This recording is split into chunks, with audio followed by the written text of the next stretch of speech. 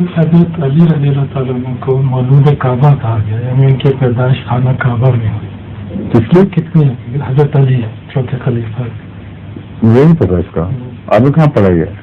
خاص طور پہ شیعہ حضرات جو ہے اس پہ کافی زور دیتے ہیں. جتنے نمبر خاصیت رسول اللہ صلی اللہ علیہ وسلم کی ولادت کہاں ہوئی ہے ان کے نزدیک؟ وہ تو عام گھر میں ہوئی. تو حضرت علی افضل ہوگا؟ یہی فضول بات.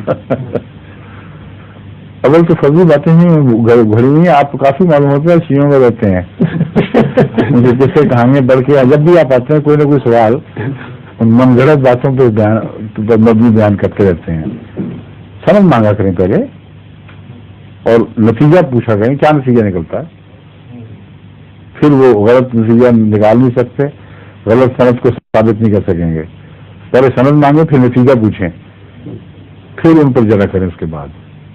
ٹھیک ہے؟ ظہور